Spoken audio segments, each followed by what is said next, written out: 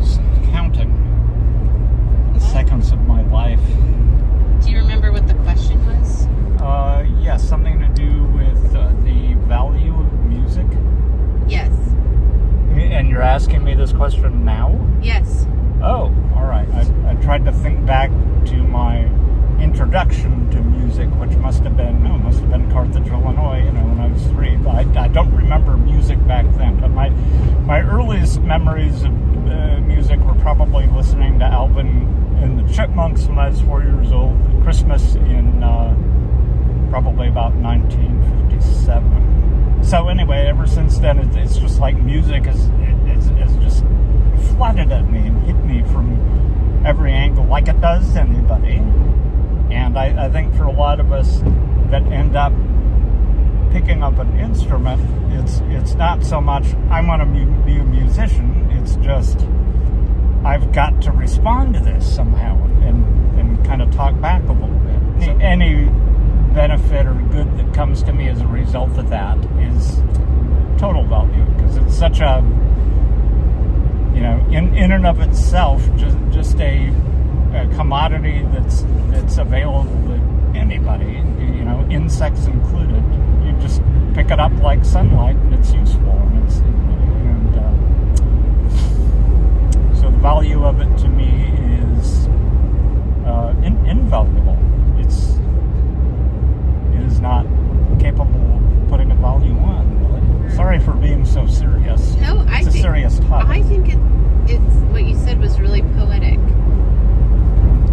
Do you feel a different value listening to music, like just receiving music versus playing it?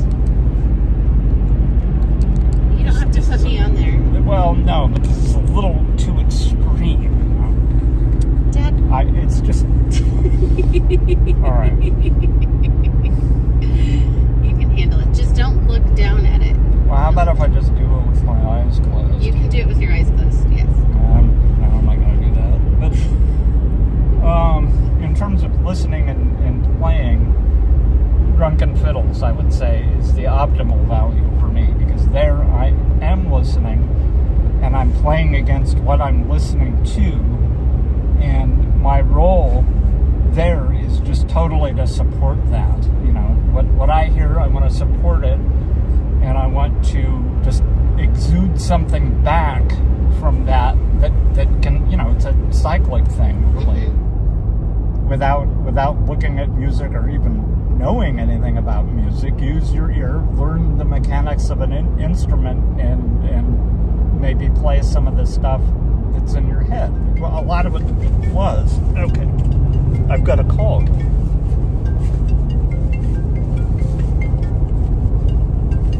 Dog show.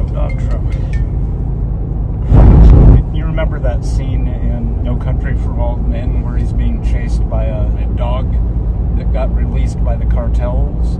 He starts to get chased, and there's like everything he does, every action he takes, he has to take to get away from this dog.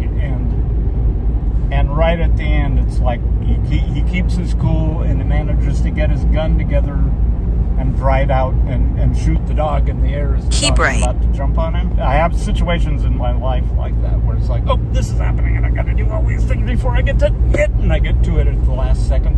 You must have been through things like that. Yeah. Yes. What was I saying?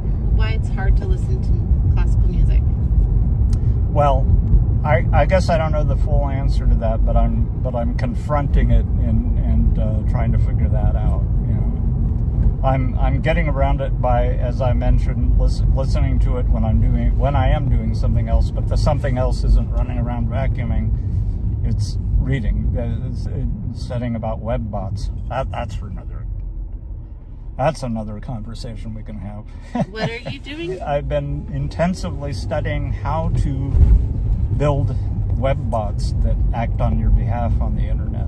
And I have not unleashed one yet, but I will. And when I do, it will be called Gilbert 001. It may come visit you someday. And what is it going to do? But it'll be benign. There are some big, long chapters that I need to read all about how to keep your bots out of trouble. That's not to say Well, they're actually, yeah, that's a good question, because he does say that when you write these things, the fun of it is you send it out to do things and it will come back with very surprising results somehow that you didn't expect it. So I can't say that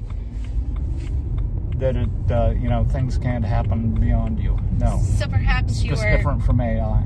Yeah, your participation with music is similar to your wanting to participate with these bots and like what's happening with technology. Well, I'm not sure there's a line to be drawn between those two things yet. Okay. And do you have any final thoughts?